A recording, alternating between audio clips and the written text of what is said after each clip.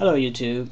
A while ago I did a video on crystals, probably about a year or two ago, and it's a good video, but I'm debating if I'm going to take that video down. And the reason why I'm debating if I'm going to take it down is because that video was done with my old video camera, and it was a cheap one. It only cost me, I would say, about $30 or $40.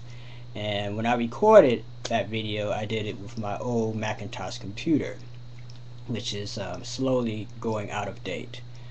I'm debating if I'm going to take that video down because the quality of that video is not all that great. So I figured I would do a video similar to the video that I did before, maybe add a little bit more information or whatever, or even do a series on videos on crystals. A lot of times people ask me what type of magic that I do, or what kind of witch I am, and one of the answers that I give them is I'm a crystal witch. I've always used crystals in the magic that I've done. It was one of the first things that was taught to me.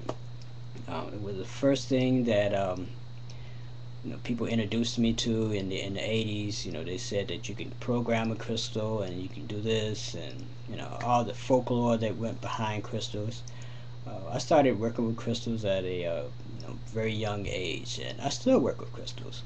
And I love crystals, and I collect them. I remember when I would get a little extra money, I would always go to my metaphysical store, and I would buy just a huge bunch of crystals. I remember one time I went in there with like $200, and I bought like $200 worth of crystals. And I still have those crystals to this day, and I love them. Here in Michigan, they used to have this thing called Crystals on Wheels, where you could go and you could buy these like big, huge amethyst clusters, and you only spend like $20 for them, or even less sometimes. And that was great. And it was a time where, back in the 80s, where everyone was into crystals. Everyone was wearing crystals. Everyone was working with crystals. So I'm still part of that, and it's still part of me. If something works, you just don't throw it out. The fad that went along with crystals has long since gone for the most part. I don't see that many lay people wearing crystals, but I still work with them, and it's something that I've always worked with, and I continue to work with to this day. So anyway, before I really get into this video, I want to talk about some of the books that I use. Now, some of these books that I'm going to be talking about, they are no longer in print. Some of them are, some of them aren't. So if the book isn't in print, I apologize. Nowadays, you can probably go on Amazon and find someone who's going to sell it. Problem is that a lot of times people like to take advantage of the fact that certain books are out of print, and they like to charge extraordinary amount of money to get those items. So anyway, hopefully these books are not out of print. First book I want to talk about is called Crystal Enlightenment. It's by Katrina Raphael. It's an excellent book. This is one of the classic books on crystals, and I think this is one of the first ones that I got. And in this book, they talk about the laying on of stones and how stones are associated with the different chakras and whatnot. This is an excellent book. And when she came out with this book, she also waited a while, and then she came out with this book, Crystal Healing. And it goes into more of the crystals and how they can heal you, and how they are associated with different organs in the body and the chakras and whatnot. And again, she talks about the laying on of stones and crystals and how they can be used to heal you. Excellent book. These two books here are classics, so I would definitely recommend you guys getting these books.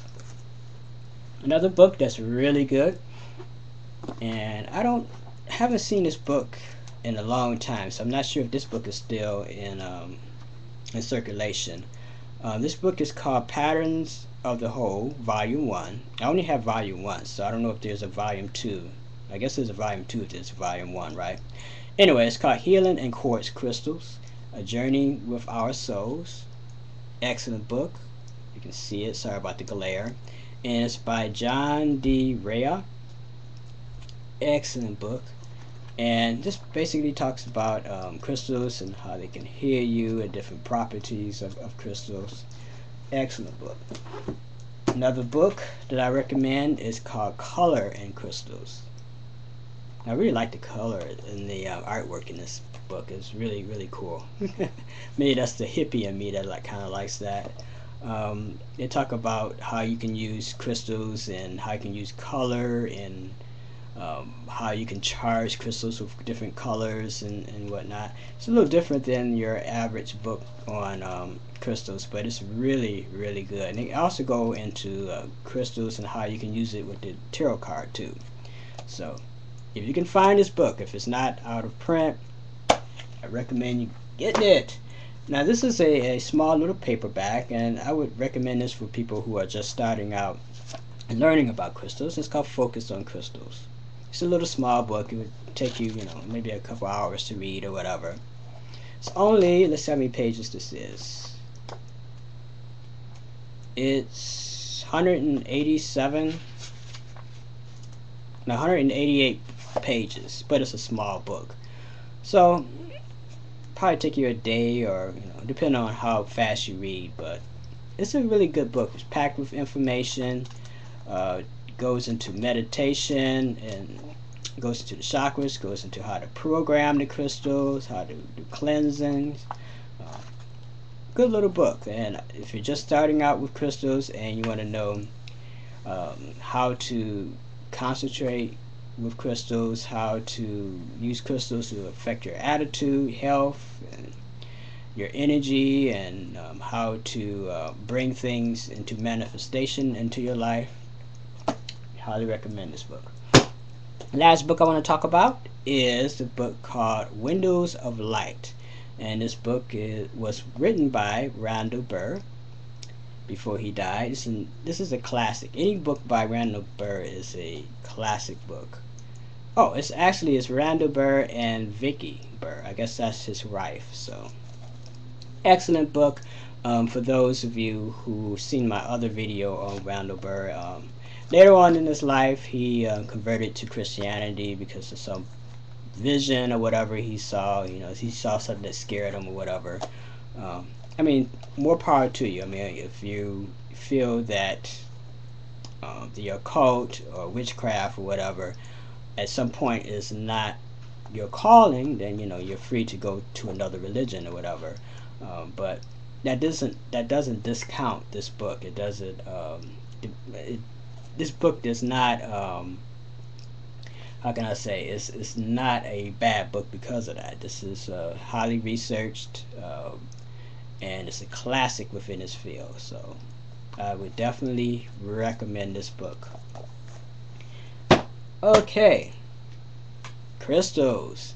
This is a basic quartz crystal that I have, and one of the things I like to do with my crystals is I like to take it and I like to program it. And when I program it, I take it and I hold it to my third eye, and I put my thoughts and my intentions into the crystal.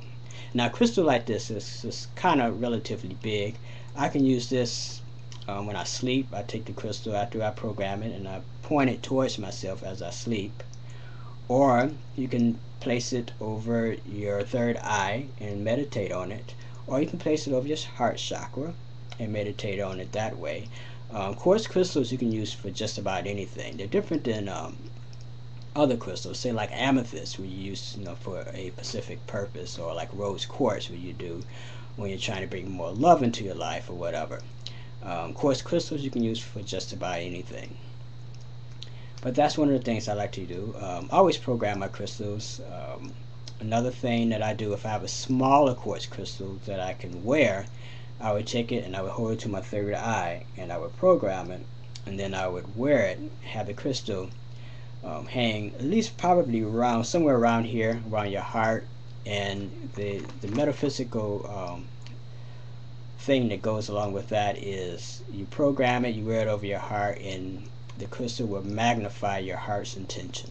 So very simple spell that you can do. I did this when I was at Wayne State University, when I had tests that I had to pass, really hard musical tests that I had to get my degree, those were extremely difficult. And one of the things that I would do is I would program a crystal, and I would meditate on it, and I would wear it, and lo and behold, when I would take the test, I would usually get very good grades. I think I always got good grades when I did that. So highly recommend you guys doing that.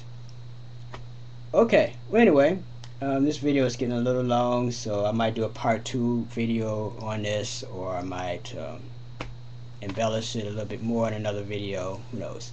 Anyway, that is sort of like my introduction to you guys about crystals. There's other ways in using crystals.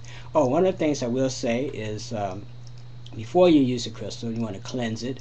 There's different ways you can cleanse a crystal. You can take it and you can run it over running water.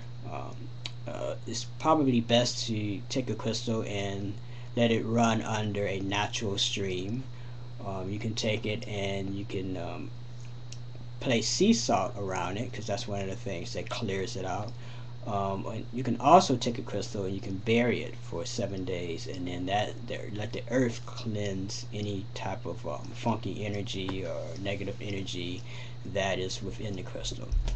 Alright, so anyway, that is my introductory video on crystals, and until next time, love is the law, and peace as always.